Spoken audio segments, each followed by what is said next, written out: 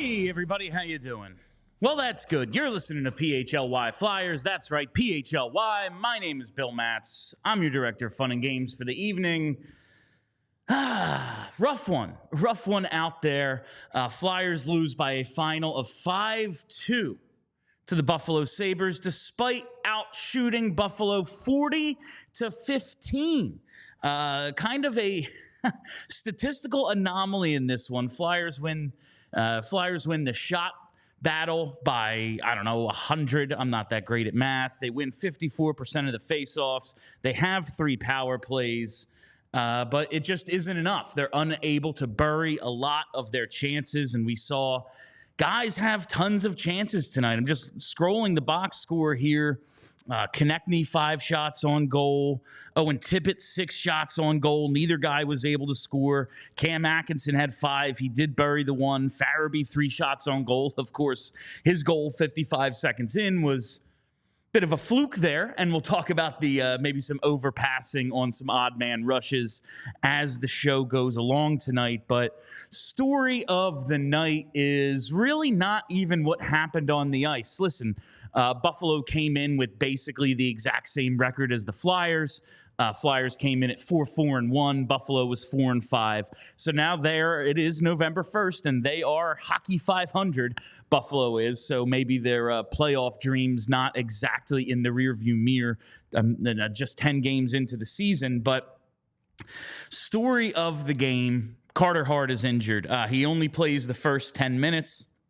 Looked like he got hurt pretty early in the game. Stayed in for a few more minutes, but when he surrendered what was officially the second goal that Buffalo scored after the overturned offside goal, he comes out and Sam Ersson comes in, and it's really not a hockey game. The Flyers continued to look really good, especially in the third period. But Sam Ersson didn't give them much of a chance. He only faced 6 shots through his first 30 minutes of action, the last 10 minutes of the first period, and then through the second. It was, just kind of, I guess 20 minutes of action, that would be, yeah. That just kind of blah performance from the goalie Sam Ersson in relief. I didn't think he was I don't know if I can put any of the goals on him. There were breakdowns, odd man rushes, but he didn't make any big saves. His final line is definitely going to be garbage. Ersson allows a couple of goals on 9 shots. So in 48 minutes and 31 seconds of ice time, Sam Ersson faced 9 shots and allowed 2 goals. That's not awesome. Now, of course, Carter Hart allowed 2 goals on 5 shots. That wasn't great either. Neither goalie really stood out tonight. But I do have to give it to the Flyers for what was a very, very solid effort, especially after those first 10 minutes of the game. Early on, this kind of looked like the Carolina game did to me, in which it did not appear that the Flyers were going to be able to handle Buffalo's speed. Buffalo off to a disappointing start to the season, but they are, in the last 10 years, they've had 10 consecutive top 10 picks. They've added some talent like Tage Thompson, Alex Tuck. They have a ton of first-round picks on this team, a lot of highly touted guys, and they are a skilled, fast team. And it looked like they were just going to kind of take it to the Flyers, even though the Flyers opened the scoring, like I said, 55 seconds in. But after Hart came out, it really looked like there was a concerted effort to tighten up. That really showed in the second period, I thought, when the Flyers were able to outshoot Buffalo. In the second, it's 10-4 shots, and in the third, 20-4. So over the final 40 minutes of this game, the Flyers only allowed 8 shots and registered 30 for themselves, and yet they lose this game 5-2. I did appreciate the effort that the entire team made to try to protect Ersson a little bit. We know he's off to a rough start this year. There is a better goaltender in there. I have to believe it. What we saw out of him last year was very strong, I thought, and this organization really believes in Sam Ersson, but this is something I have to bring up with Charlie. Because if you if you are like us and this last decade of Flyers hockey has kind of turned you into the Joker a little bit, the idea that they've kept a third goalie for the first 9 games of the year and then sent Felix Sandstrom down on a conditioning stint, I'm pretty sure it was yesterday, and now they are without one of their goaltenders. You just have to throw up your hands and kind of laugh at this one a little bit.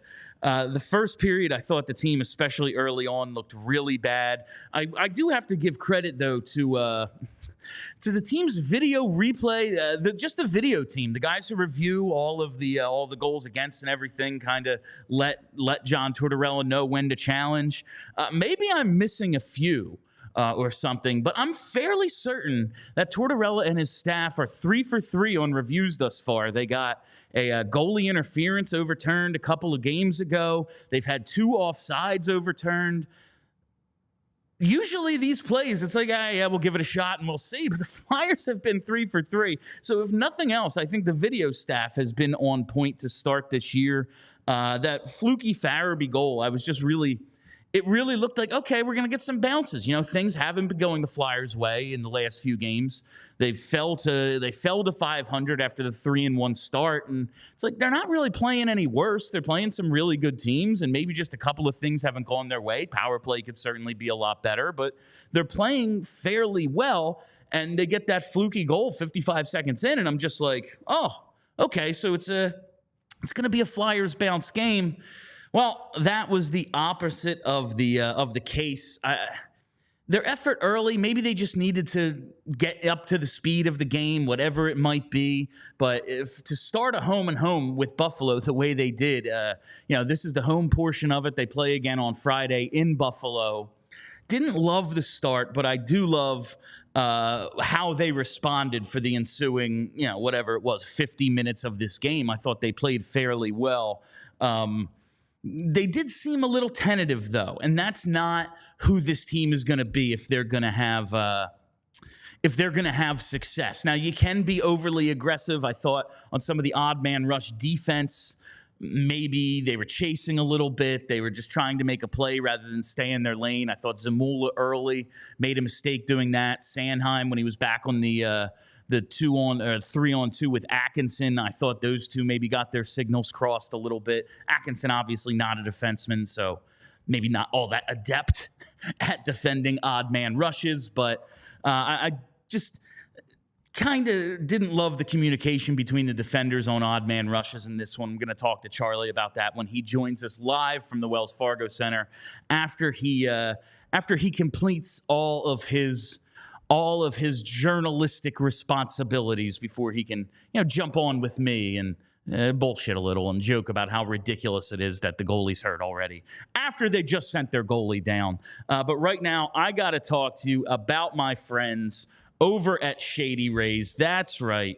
We are advertising a sunglass company. I couldn't be happier about it because I love buying sunglasses. It's just one of my pleasures in life, and I say that because it's not a guilty pleasure with Shady Rays. Listen, you got to gear up for the season ahead with quality shades built to last, and our friends at Shady Rays have you covered with premium polarized shades and quick swap snow goggles that won't break the bank. Shady Rays is an independent sunglasses company that offers an unrivaled product that's just as good as any expensive pair we've worn, durable frames and world-class optics for all outdoor adventures. Shady Rays offers the most insane protection in all of eyewear. Every pair of sunglasses is backed by lost or broken replacements. If you lose or break your pair, even on day one, they told us they will send you a brand new pair, no questions asked.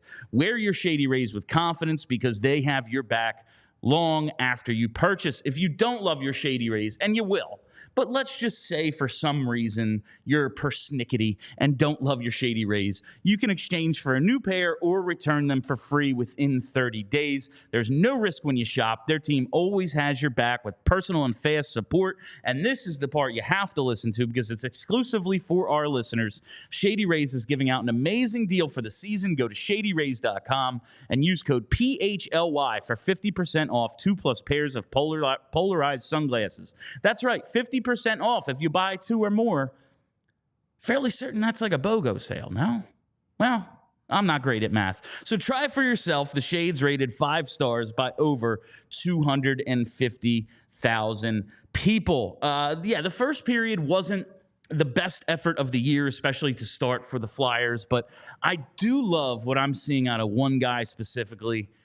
Oh, baby, Cam Atkinson. It's, listen, I've said since training camp that it would behoove the Flyers and their rebuild to move Cam Atkinson, get as much as you can for him, whether that means you have to retain quarter of his salary, half of his salary, whatever it might be.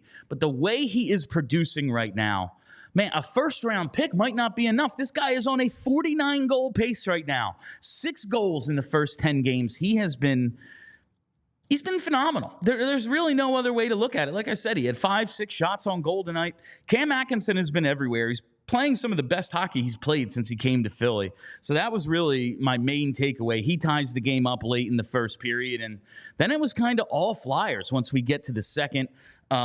I do have to point out Travis Sanheim. I'm going to obviously talk to Charlie about him when he joins. Pair of primary assists in the first period. He ends the game with, 2 assists, 2 shots on goal, 24-35. And listen, he's out there quite a bit. He's out there for some goals against as well. We can't just throw away what he's doing in the defensive zone because he's producing some points, but he is producing, pardon my French, a shit ton of points right now, especially for him, a guy who I've been begging for years to show us a little bit more offense. But there was one play. So he makes, in the second period, the Flyers are on a power play, makes a really, really sick puck handling play to get the puck down low and set up, I believe, a scoring chance. But then, on the following sequence, he's back at the point, has the puck on his backhand, and just kind of throws a weak, blind backhand pass, gets broken up, play goes the other way, and how does he react to the turnover? Throws a weak cross-check, breaks his stick, and gets called for cross-checking to end the Flyers' power play. So there's a learning curve with Sanheim, and a lot of this, he's 27, 28 years old. It's not as if he's going to ascend much further, but I do think there's a lot more positive than negative going on with Travis Sanheim right now. And even in losses like this one where it's like, oh, well, he's -2 and he had 2 assists. How good could he have been? You look at what was going on in net. It's like, all right, man, they gave up 15 shots and gave up 5 goals. So that means what? They gave up 14 shots on an actual goalie because of the empty netter? In 57 minutes, they gave up 14 shots and gave up 4 goals. There ain't much you can do about that as a defenseman. Like I said, he could have played, I think, one of the odd man rushes a little better, and it just is what it is with him. It's hard to blame many of the skaters when for 50 minutes they dominated quite a bit of this game, but just couldn't put one away, and Buffalo was just able to take advantage of a few opportunities. We're going to do a little mailbag that's going to drop tomorrow, and one of my questions is going to be about Tyson Forster. You can just tell he's gripping his stick. He needs one so badly. He gets a stretch pass in the second period, rips a wrister. There was a defender closing in on him, but he had maybe a little bit more room to get another step or at least line up the shot, and he missed it by, I don't know, a county or 2. The puck he shot the puck into the corner on what was essentially a 1-on-0. He just so badly needs one. He's playing well. He's getting opportunities. They're going to start going in. Goal scorers are streaky. But they need it. They need it right now if they are going to compete and win some games because, they've been playing well. They look like a team that's a lot closer to mediocre than bad. That said, they're losing. They're losing quite a bit right now. They're not on a good stretch just in terms of the wins and losses, and a lot of it can be drawn to their inability to capitalize on chances. They win the shot battle more times than not. They're generating all these chances. Owen Tippett as well. He's only got, 2-3 goals thus far. He could be a lot better considering the number of chances he's getting. The only guys who seem to be converting regularly, Konechny, He could have had a few tonight and just mishandled the puck here and there, but he's been good. Atkinson's been good. Farabee's had a few more chances that you'd like to see him bury, but he's been fine. Outside of that, though, they just haven't been able to generate enough goals, considering their puck possession time, considering how they're out-shooting and out-chancing teams. But that's what this rebuild is about. You look at what we've seen so far for this team, and they're playing well. They have some depth. They have good structure for the most part. The goaltending when Carter Hart is in is pretty good, but they don't have that high-end talent. They don't have those guys who can just kind of take over and go, nope, not today, put the puck in the back of the net. And then when you look at Buffalo, you look at the guys who scored goals for them tonight. It's like, yeah, Casey Middlestat, okay. Owen Power, yup. Tage Thompson, yup. It makes sense. Like these are their best players. These are their high-end guys, top of the draft sort of guys, taking over and burying chances, and that's what the Flyers are still missing. That's what we badly need to see out of this team if they're going to. I don't even like. How bad do we want to see them win? Like, it's hard to bury them when like half the fan base is like, well, losses are good, and when they play well and lose, it's okay. Great. So we're going to get a high draft pick, and the rebuild might not take as long as we thought. It's kind of the best of both worlds when these things happen. But if you're like me, as I've said before, you're sitting down watching these games, and you have half your brain telling you losses are wins, go with it, hashtag trust the process, all that. And the other half of my brain going, I'm watching these games, and I'm a Flyers fan. When a Flyer takes a shot, I want to see it go in the net. And when it doesn't, I'm going to get frustrated. We're getting both of it right now, and it's I guess at the end of the day, ultimately, it's best if they lose. It's best if they have the high draft pick. But you also have to think, like, how many games can you possibly lose when you outshoot a team 40-15? Like, it seems almost difficult to lose a game in that manner, but they pulled it off tonight. So if the process stays this way, they're going to win some more games. They just haven't. Really, since the first week of the season, they haven't won at all. Maybe pucks start going their way. It's Bree is cracking up right now as I'm like trying to explain to myself what's wrong. Like, do I want them to lose? Because you asked me that question earlier. You're like, so do we want them to win or lose? I'm like, I don't know. I honestly, I don't even know right now. By December, I'll have it figured out. Like, if they're bad, I want them to continue staying bad. But if there's an opportunity to at least play meaningful games into the winter and spring, that's good for everyone's development, too, to not be playing in fake games for half the season. So as long as they can stay competitive, it's not the worst thing in the world to lose like this. But you just have to ask yourself, how can you possibly lose this many freaking games when you're playing as well as we perceive them to be playing? Now, it's not all just like, oh, well, Sam Ersson sucks, so that's why they lost. Yeah, when you give up a couple of goals on 9 shots, it doesn't look great. But at the same time, there are major mistakes happening that are leading to the goals against. And I guess it's really hard to play a perfect game. It's basically impossible to play a perfect game. Like, if every mistake you make ends up in the back of the net, that's going to be demoralizing. But now it's just a question of how can this team respond?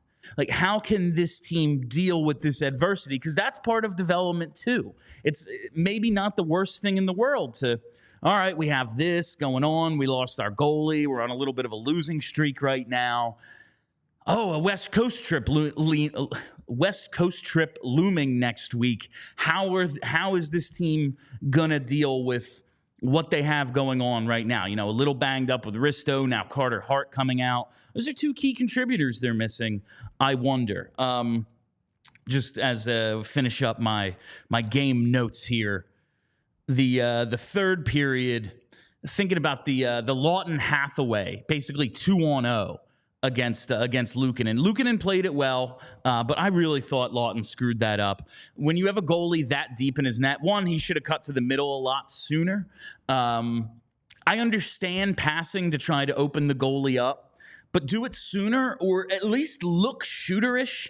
Like, try to give the goaltender the impression he's not going to just have to slide over and make a save on his doorstep, that there might be a shot coming prior to the pass. Fake the shot, look up, do something, or throw it at him. Just throw it into his feet and see if Hathaway can poke home a rebound or there's some sort of scrum.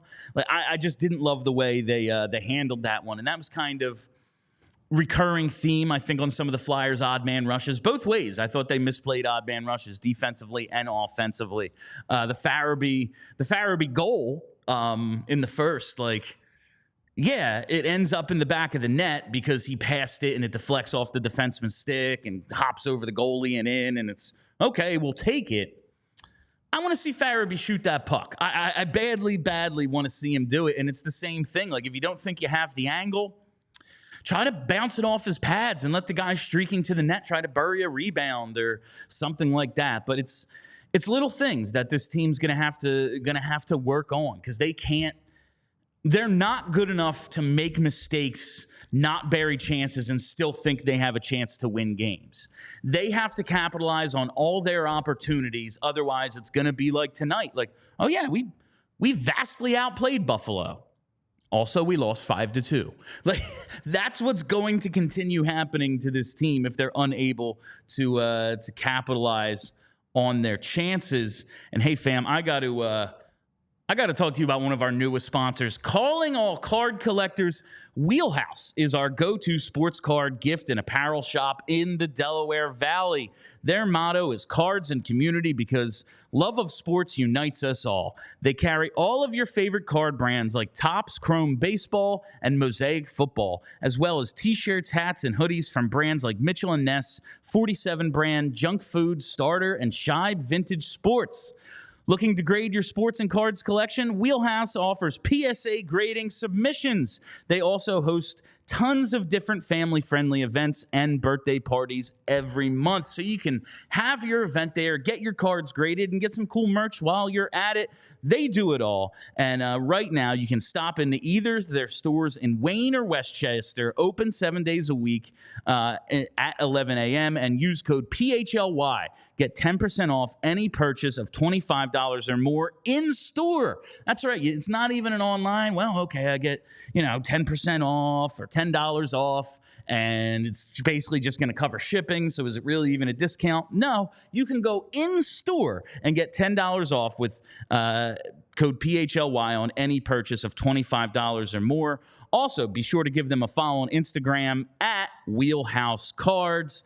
I was into cards as a kid. We have some people who are still big card collectors here at PHLY. I've seen a lot of what Wheelhouse is doing. There's some really cool stuff. But when I hear they have Junk Food and Starter and Shibe Vintage, I'm going to have to check them out next time I am in Wayne or Westchester.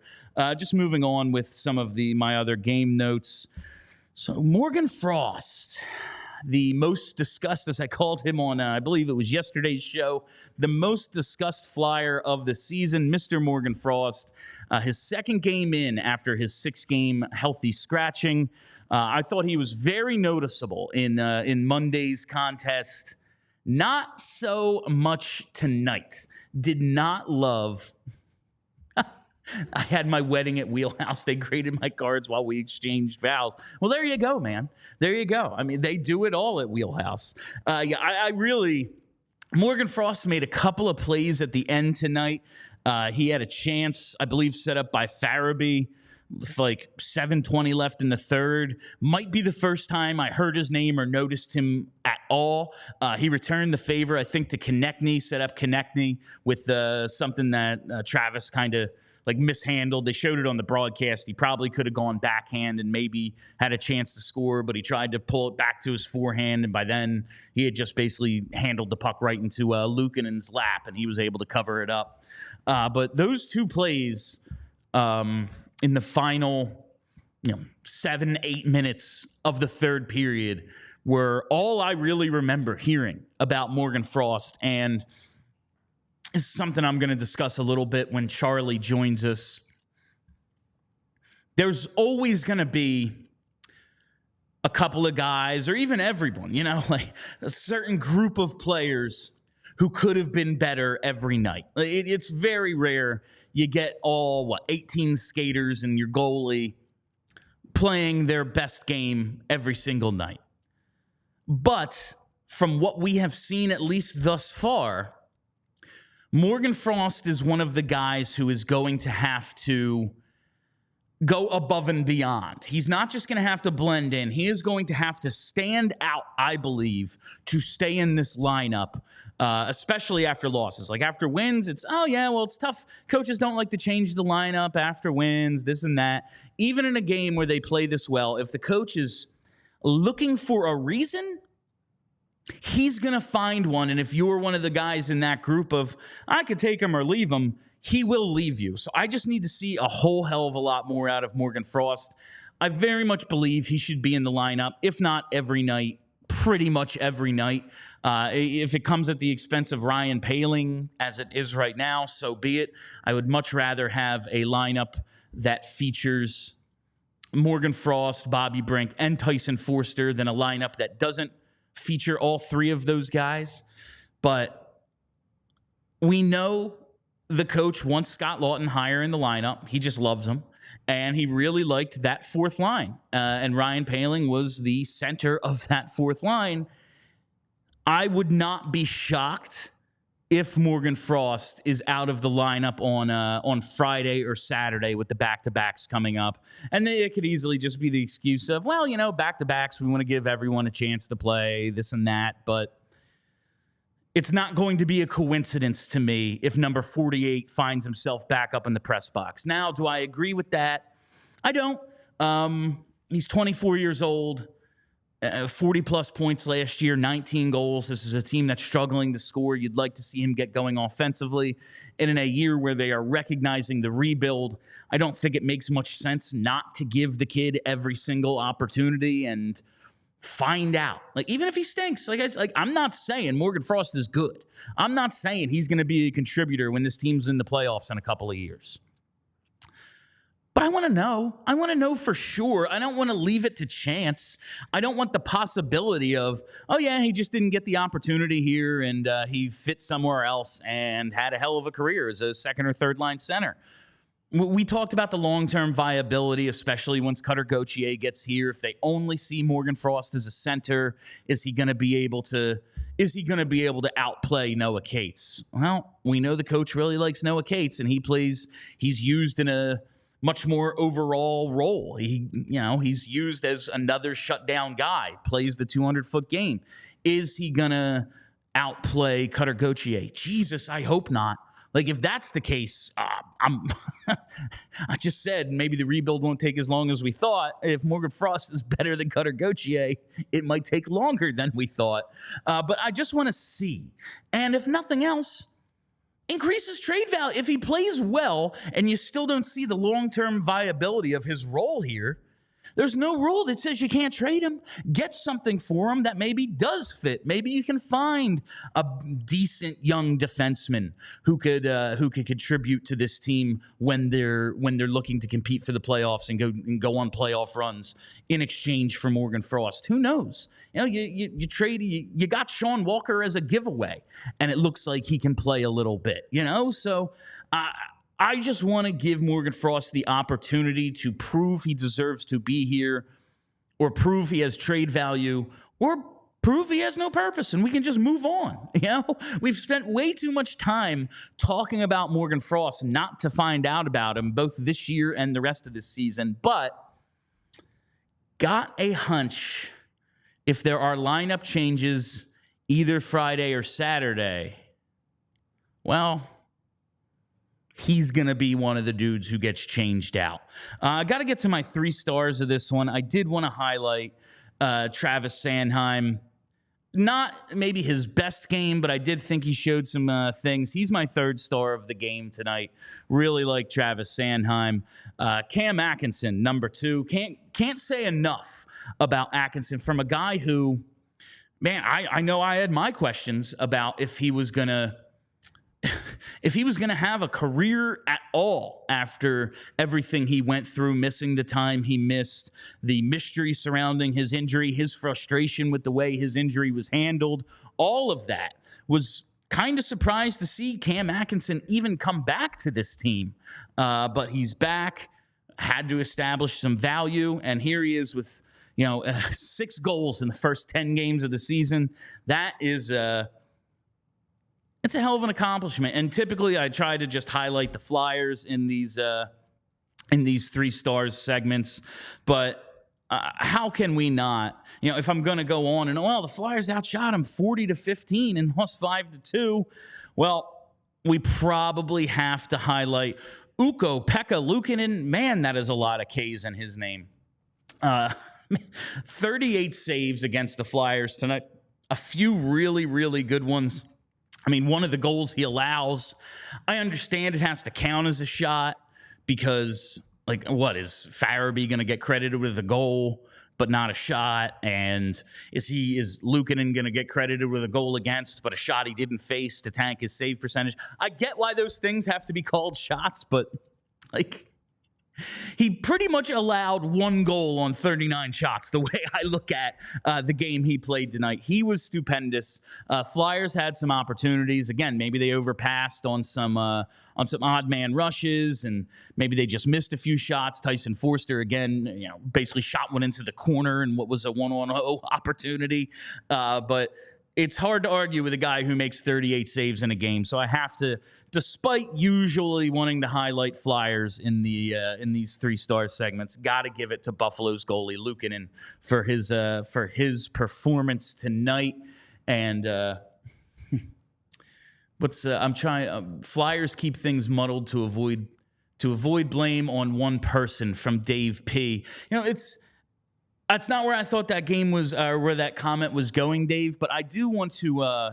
This is something I'm going to ask Charlie about as well, because he had a tweet about it earlier in the game, and it was they didn't look good early. The Flyers did not, but I wouldn't so much say, especially in the first and maybe early second, they elevated their own play so much as they drug Buffalo into a rock fight. And while you would like to be able to go back and forth and trade speed and trade skill with any team out there is something to be said for being able to drag opponents into the type of game that you can have success at. Like the Flyers, yes, they've played a lot faster this year. I think they've impressed all of us with their ability to push for more offense than they did last year, even though maybe they're not burying all their chances. They're certainly a lot more fun to watch than they were last season. I'll give them that.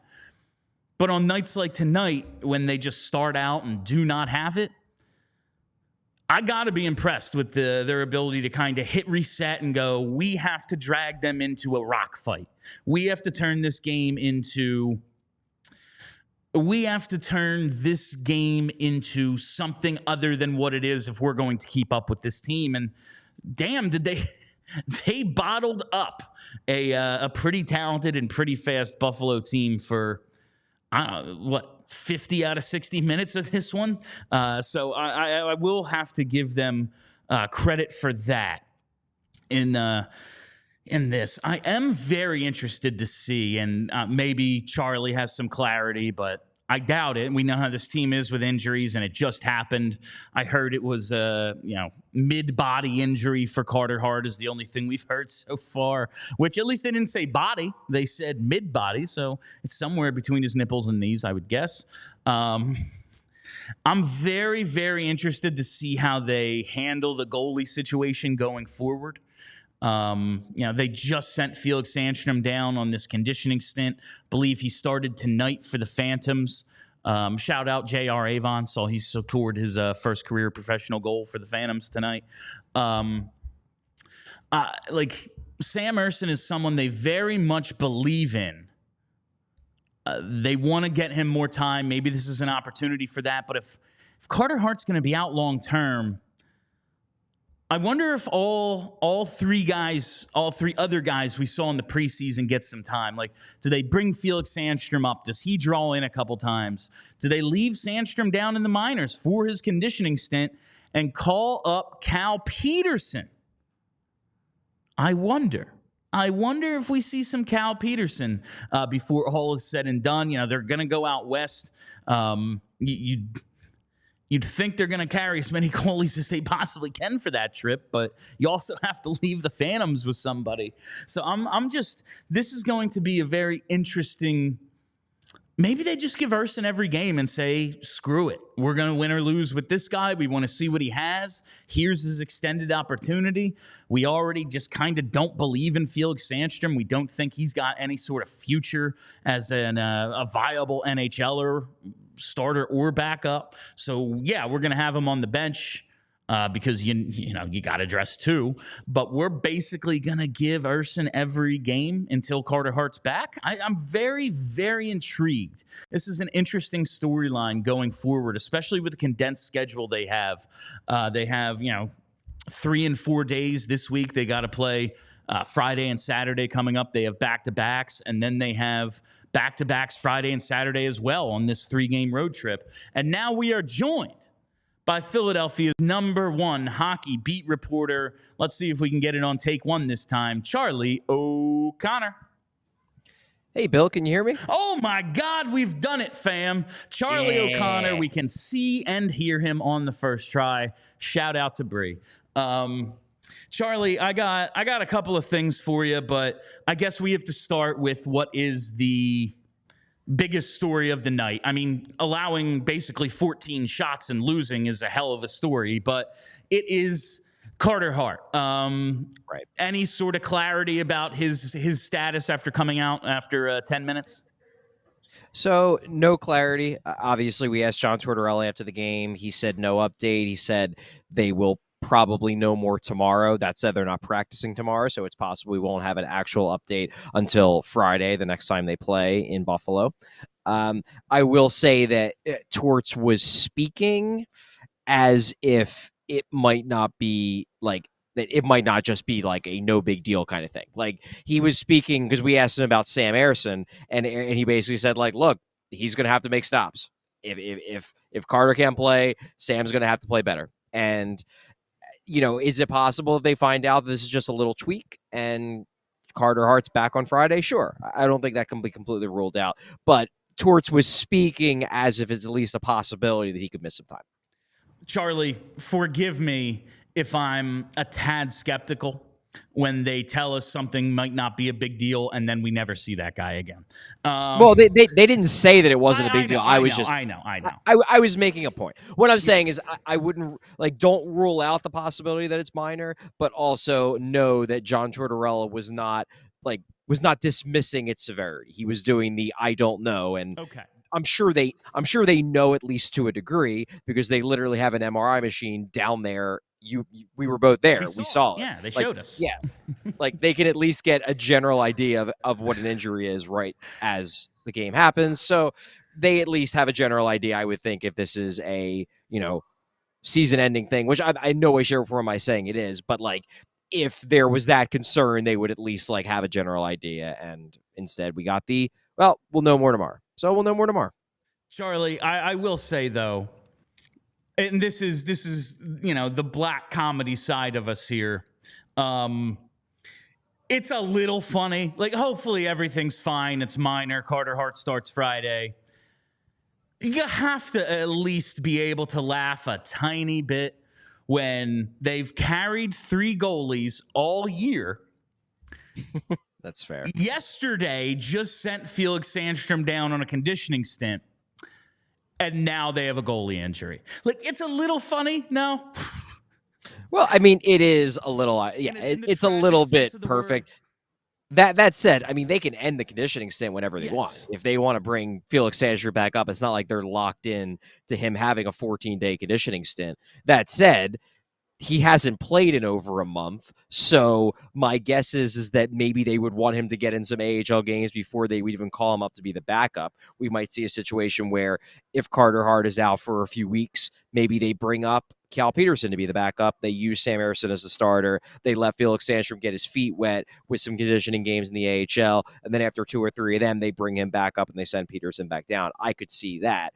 That said, it is kind of funny that they kept 3 goalies for this long and they send the one goalie down for a conditioning sit and then immediately Carter Hart gets injured. if in the depths of your heart you can't find a little bit of comedic irony in this, you're not trying hard enough. Or you're just not a Flyers fan. Yeah. I mean, everyone, if you're not a Flyers fan, you're definitely laughing at this. I mean, it's hilarious if you're not a Flyers fan. I'm just saying, if you are a Flyers fan, you've gone through this so much that you have. If you're still on board, you just have to laugh because that's the only way you can cope with this shit. I'm fairly certain Sandstrom started for the Phantoms tonight. So if they just wanted him to get a game, he's at least warmed up a bit going into, they have back-to-backs Friday and Saturday. I'm very interested to see how they handle the goalie situation moving forward. I want to talk to you about Travis Sanheim tonight. Couple primary assists in the first period. Also made some mistakes, but ultimately, it's very hard for me to blame a defenseman or the team when they allow essentially 14 shots on the goalie and give up 4 goals. It's even like some of the, I'm not saying Sam Erson's to blame for the goals, but he wasn't making any saves. But Travis Sanheim, you tweeted earlier in the game, he looks like a number 1 through 10 games. He has definitely been good. How do you grade Sanheim tonight? Where do you see his play going? Like, do you see him maybe ascending, playing even better? Has he been steady? Like, what's your overall vision? What's your view of Sanheim through 10 games? I mean, I thought he was really good tonight. I guess if you wanted to be extremely nitpicky, you could say he could have been a little bit more aggressive on that odd man rush for the third goal. But like, the guy at fault there is Cam York for the bad pinch. Like, once you get in position where you're facing an odd man rush, maybe he could have switched off a little bit quicker, but you're already in hell. Like, the problem with that play was Cam York decided to pinch too late and then got caught. That was the problem. So I'm not going to pin that on Sanheim. I thought Sanheim was fantastic on the 2 goals.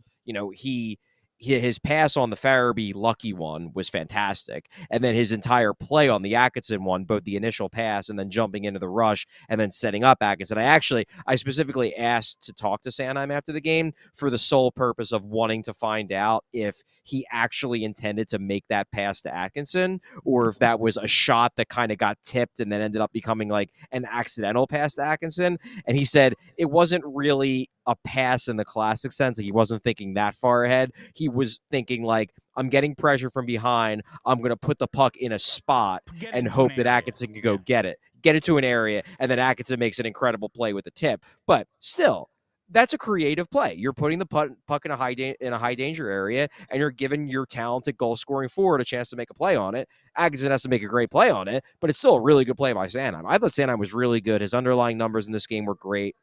If you're asking me whether I think he's getting better, I don't think I would go that far because he hasn't been perfect. He's made some mistakes. I thought, I'm thinking back, I think Saturday's game, I did not think he played that well. I thought he had a big-time bounce-back game today.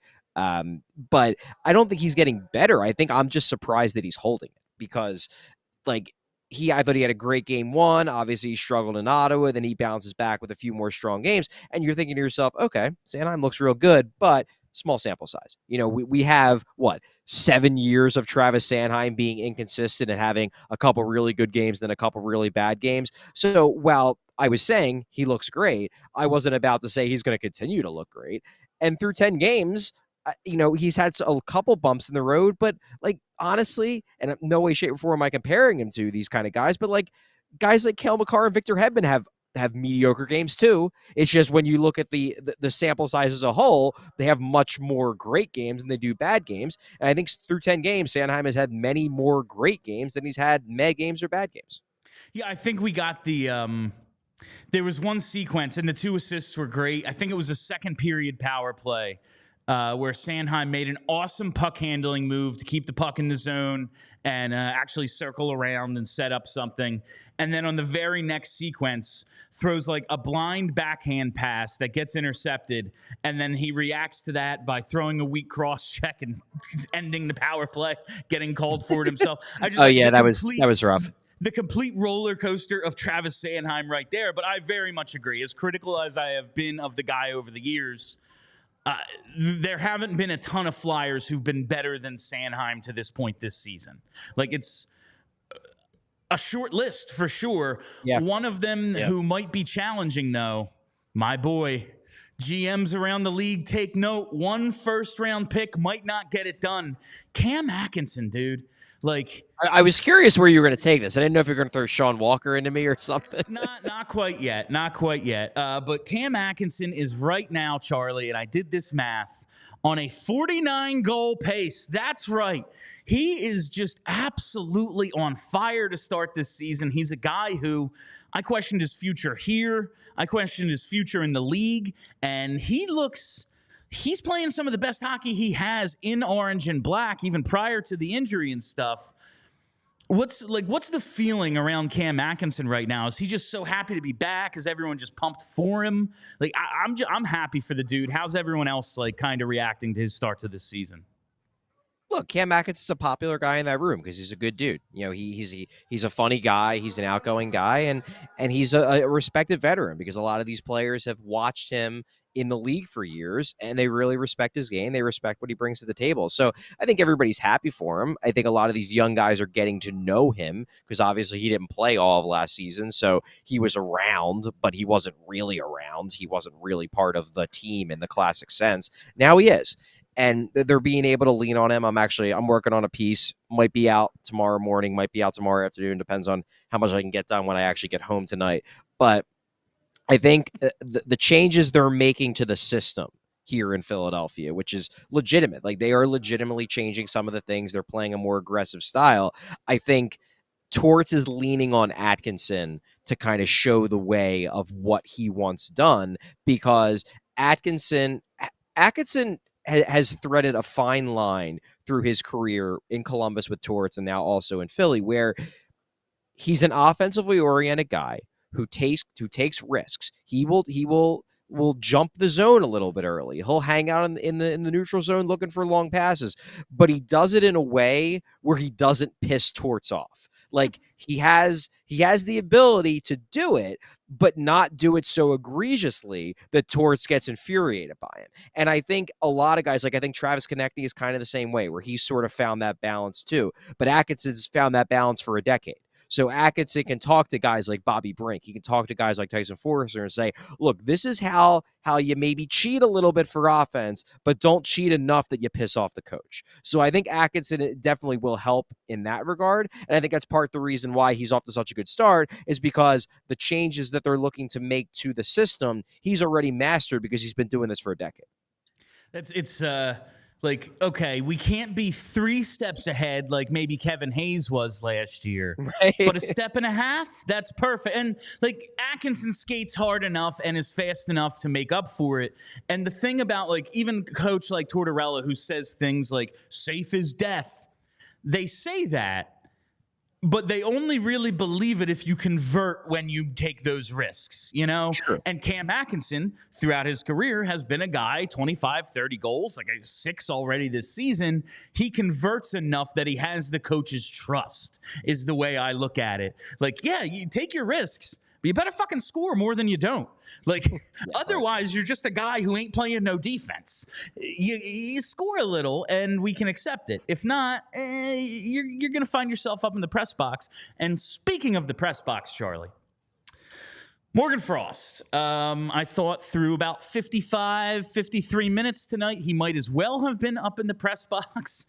He made a couple of plays late in the third period, set up the Konechny chance. I think he set up a Farabee chance as well.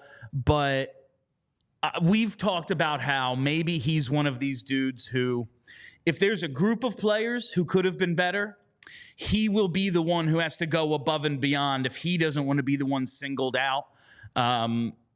We said they're probably not going to, put him in for 1 and take him out. Now he's played 2.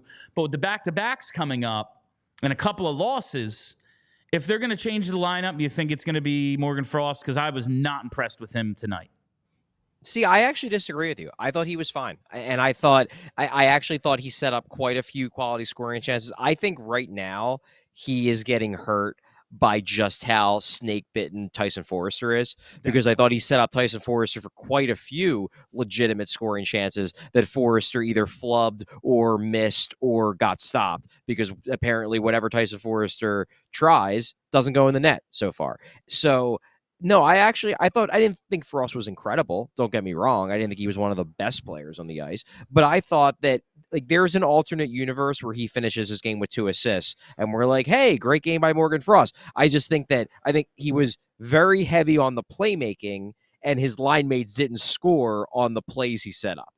I thought he was just much more noticeable in Monday's game, and in this one, until the last 7 minutes, I did not notice him. And he did create a few scoring chances at the end there, and one is right before they go down and make it 4-2, and it's like, well, that's a 2-goal swing. If he sets that up and the score is 3-3, I think totally different about the game Morgan Frost had. I agree with you there. I just thought he didn't do anything to stand out. I'm not saying he should absolutely be sat.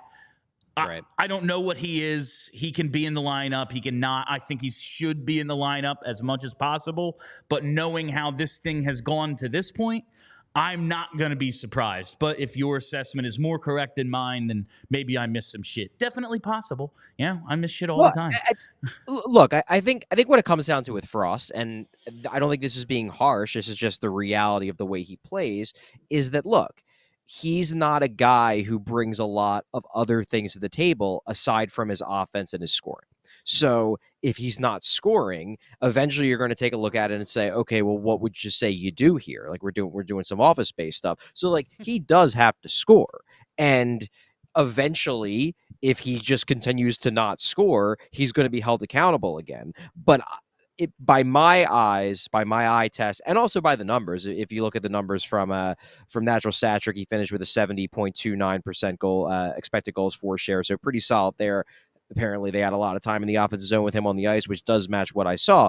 So I think he's been playing fine, and I think if he keeps doing what he's doing, eventually some of the passes that he sends to his line mates are going to go in the net, and suddenly the points are going to get there. But look, this isn't a guy who they're going to be sending out to kill the final 2 minutes of a game, or is a staple on the penalty kill or things like that. And obviously, yeah, he's on the power play, but look at how bad the power play is. So it's not like anybody really has their spot locked in there. So look, if we go another 2-3 games and Morgan Frost is still sitting at a big old 0 in the points, then yeah, he might get scratched, because it's you got to bring some tangible offense at some point. I do think though he's doing enough thus far that you look at and you say, hey, eventually some of these are going to go in for him, whether they're his shots or more likely the shots that he's setting up for his line mates. And you mentioned how snake bitten, especially Tyson Forster is. I'm going to do a quick mailbag after this. We're going to drop it on the YouTube tomorrow to have a little off day content, Charlie. And one of the questions we're going to get that I'm going to answer is going to be about Tyson Forster. Man, the dude, I just had it in front of me. He had 4 or 5 shots tonight. Oh, no, he only had 2 tonight, but a couple of them were prime chances. He whiffed on one. There was one shot. He was basically coming in 1-on-0 and loads up for a big wrister. And I said he missed it by a county or 2. If the boards weren't there, this shot could have gone to Delco.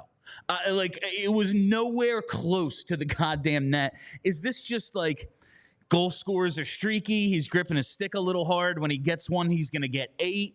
What are you seeing with Forster right now? Because it's not like he's not getting chances. It's not like he's invisible out there, but his stat line remains invisible. I think, let me put it this way. I think there are some guys on the team that are just they're doing all the right things and the goalies are just making big saves against them. I think Tyson Forrester is absolutely gripping the stick too tight. 100%, that's what it looks to me. It looks like he is trying to score 4 goals every time he gets a shot, and therefore he's scoring 0 goals every time he gets a shot. Because look, we all know he has a plus for his shot. We all know he's a natural goal scorer, and he knows that. And he also knows that that's his ticket to the NHL. That's how he's going to stick as an NHL player, and it's got to be in his head at this point. It has to be. How could it not? This is his chance. He's been given this opportunity, and it's going the opposite way that he wants because he just can't put the puck in the net. I tweeted this during the game, and I hold to it. this kid so desperately needs like a shot to go in off of his knee just to get the goal. No, like the Farabee goal tonight, he needed that goal. You know, Yes. just anything, literally anything. If he takes one off the eyebrow and it goes in and he's bleeding, that's a good night for him. You know, he just thrilled. He needs something to go his way. We talked a little bit about the odd man rush defense. I didn't like the way they played their odd man rushes on offense or defense tonight. Now, like the Sanheim one, like you pointed out, bad pinch by York, and it's Atkinson back. So it's like Sanheim knows it's a forward. The forward doesn't know how to do it. He kind of overcommits and it get behind him. The Zamula odd man rush defense, I think on the first goal, I didn't love. But I want to talk about the odd man rush. They were just backing up the whole time. Yeah, he just backed. Rough. It was Andrew McDonald defense. The odd man rush offense, though. We talked about Farabee's goal. Fluke. Why is he passing that, though, dude? Like, shoot, rip that thing. You got lucky, but rip it. And the Scott Lawton 2-on-0 pass to Hathaway. Yeah. Goalie's all the way back in his net, so I get like passing to try to open him up a little bit. But you're right on top of him, and at no point was there a question of if Lawton was going to shoot. Like Luukkonen could have just stood on the other post and been like, "Here, this side's open. You're not shooting." Like, Don't they just have to look a little shooterish in those situations?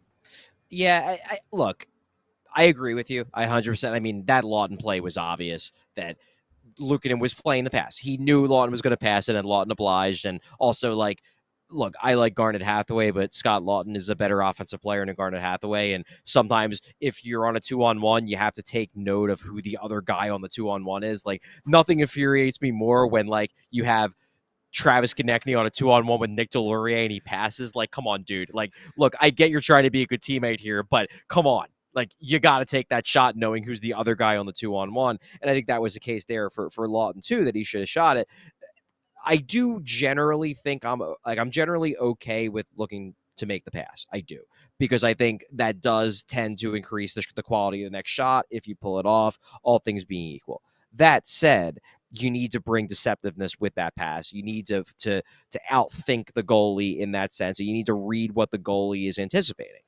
Scott Lawton didn't do that. Joel Farabee, I guess the Joel Farabee one, if he was galaxy braining it, maybe he planned it all out, you know? He was planning to direct it off of the stick, man. But goal scorer's goal. But seriously, I think this is another instance. And look, if you get odd man rushes, you're going to score goals. Like, you're more likely to score them, probably over time. Like, these last couple games, this happens over the course of a hockey season. And that's what John Tortorella said. I more or less asked him after the game, you know, is there something the guys are doing wrong in terms of finishing, or is this just what happens over an 82-game season over a couple games where you just can't score? And he more or less said, like, yeah, it's just hockey. Like, this happens. We just got to keep doing what we're doing. It's going to work. That said, and this is important, and this goes back to what I've said all year about the power play, there is an element of, I think when you have less high-end talent up front, you're more likely to struggle a little bit more than other teams with that high-end talent on odd man rushes because you're just not as creative. You don't have the same, sniper of a wrist shot. You don't necessarily have that ability to outthink a goalie, the way a Kaprizov can, things like that. So I would say that, yes, they could do better on odd man rushes. Yes, over time they will do better because it's impossible for them not to at this point. But also, I think it's fair to assume that the Flyers might be worse than the average team at finishing on odd man rushes, because when your best players are Sean Couturier and Travis Konechny, and on a great team, those guys are probably like your fourth or fifth best forwards, then, probably not going to score on every odd man rush the same way that Colorado will. And like when I just look at the goal scorers tonight, the difference in the game, like, okay, Bureau for I don't even know who that is, quite honestly, for Buffalo. But like Casey Middlestat, Owen Power, Tage Thompson, like, yeah, that's while they're not off to the start they want to be, this is a team with a ton of, I think they've had 10 top 10 picks in a row, like these last 10 or like 10 of the last 11 seasons, something like that. And you're just seeing it. Like they have high end guys and they have some finishing ability, and that's the difference. But that kind of leads to something else I wanted to ask you about. A tweet you sent. You said it early in the game. Like the Flyers weren't sharp early, but kind of dragged the Sabres into the kind of game that the Flyers could be competitive in. Like, yeah, we would love to match skill and speed with anybody, but there is something to be said into like forcing your opponents to play a game that you're more comfortable with. Like the first couple minutes of this game, even though they scored the early goal, I'm thinking, oh, this looks like Carolina. Flyers cannot handle their speed. They cannot handle their skill. And then when Hart comes out, they basically turned the game.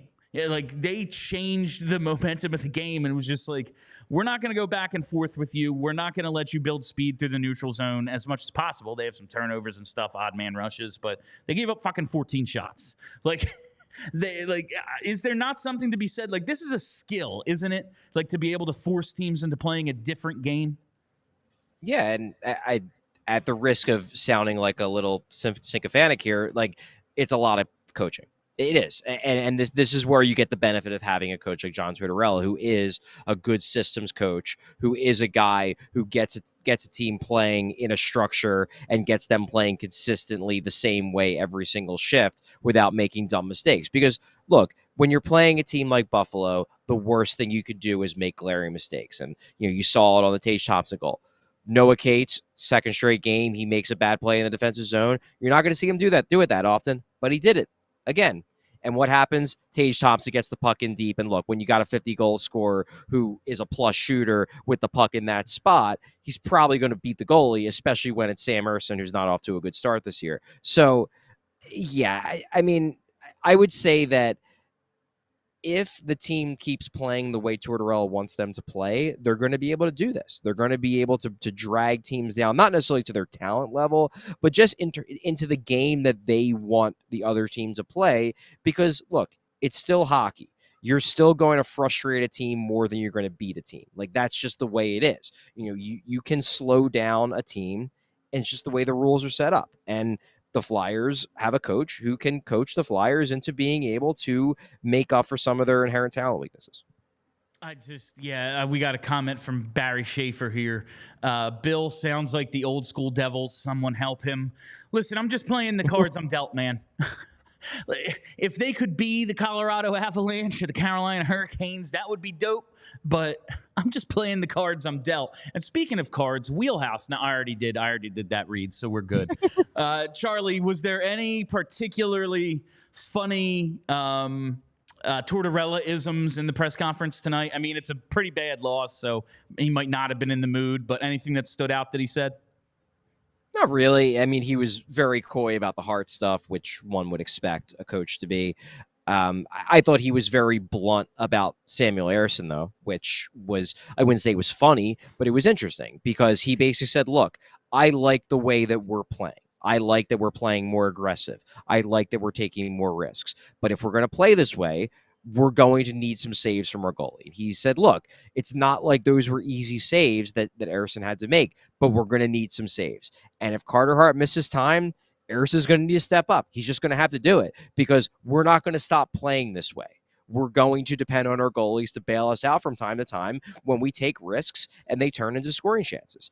And thus far, Ersson hasn't bailed them out. Really, not even, it's not that Ersson's giving up terribly weak goals. It's that he's not making tough saves. Like, that's the problem. And that's what he's going to need to do if he ultimately ends up having to step in as the number one for a little bit if Carter Hart misses time.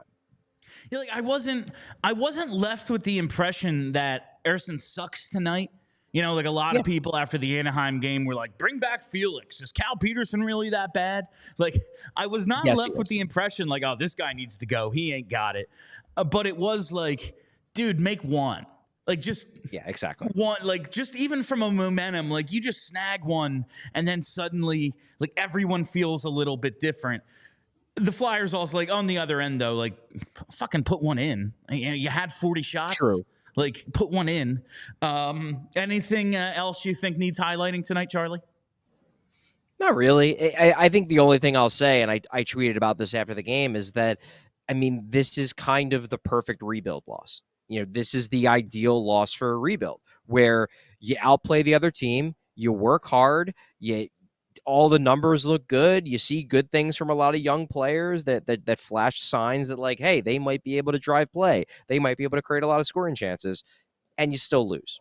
And now the Flyers fall just a little bit further down the standings, which puts them in a little bit better position to get a high draft pick. So, like, again, here's the thing. Watching a loss in real time stinks, but over time, more losses aren't the worst thing for this Flyers team if it means getting the number one defenseman they really, really need in the draft this year. Now that we're into month 2, I think I'm a little more accepting of it. Like, all right, it was a fun little start, and listen, especially if they're going to play well and, like, the games are entertaining like they've been, maybe Sam Ersson should start every game. Maybe Carter Hart's back's a little tight. I don't know. All right, Charlie, get home, get to writing, get to work. You don't do nearly enough around here, so chop, chop. All right, thanks, Bill. All right. It's Charlie down at Wells Fargo Center. You know, he's one of the lucky ones. He gets the press pass. He's there for every game. But if maybe you're looking to get into the Wells Fargo Center to see our Philadelphia Flyers play, you should do it with Game Time. Buying tickets to your favorite event shouldn't be stressful. Game Time is the fast and easy way to buy tickets for all the sports, music, comedy, and theater near you. With killer deals on last-minute tickets and their best price guarantee, you can stop stressing over the tickets and start getting hyped for the fun you'll have. Game Time is the place for last-minute ticket deals. Forget planning months in advance. Game Time has deals on tickets right up to the day of the event. Get exclusive flash deals on tickets for football, basketball, baseball, concerts, comedy, theater, and more. The Game Time guarantee means you'll always get the best price. If you find tickets in the same section or row for less, Game Time will credit you 110% of the difference. So snag the tickets without the stress with Game Time. Download the Game Time app, create an account, and use code PHLY for $20 off your first purchase. Terms apply.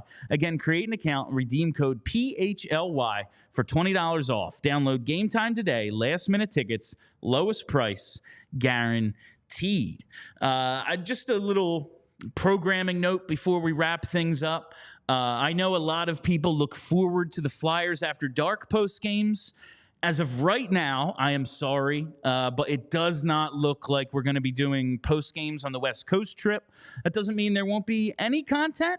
We are going to do our regular live shows on those days next week. Charlie is going out on the trip, so he'll have stuff from the West Coast, and I'll be doing shows in studio all week. But I don't think we're going to be doing the live post games. Just to let everyone here know, a lot of you people, and I always appreciate anyone who shows up for the live show, but I don't think we're going to be doing them next week. And just while we're on some house cleaning, I got to tell you about FOCO. FOCO has the absolute best officially licensed gear for all sports and fandoms. Whether you're looking for team apparel for the season ahead, overalls, hoodies, hats, sunglasses, bags, anything you need for game day, or maybe you need some accessories or toys, collectibles, novelty items for your man cave, she shed, or podcast set, you've got to use FOCO for all your team gear needs. FOCO always has our back for Philly sports, and they have yours too. Get the best gear around by using the link in the description of the show. And for all non-presale items, use the promo code PHLY for 10% off. FOCO. Now, we've moved on from the overalls, but they do have these... It's not the brand that you associate with this, so I don't want to say the brand, but like blanket hoodies that look pretty sick and pajamas as well. I was going to get some for the late night post games next week, but since we're not doing them, I'm not going to make Vince pay for that for me if we're not going to do it. But those look pretty cool. The hoodie blanket things, those might be replacing the overalls on cool team apparel. I saw one big one with Gritty. They're reversible, so maybe we're going to go there. I think that basically wraps it up for postgame tonight. Thank you all for listening. Thank you for hanging out. If you haven't already, you got to hit that subscribe button. Make sure you're following us on Twitter, the podcast, wherever you find podcasts, PHLY Flyers. Go to allphly.com. Become a diehard member. There's all sorts of benefits. It's pretty dope. That'll do it for me. For Charlie O'Connor, my name is Bill Matz. Have a great week, Philly. We all silly like the mayor.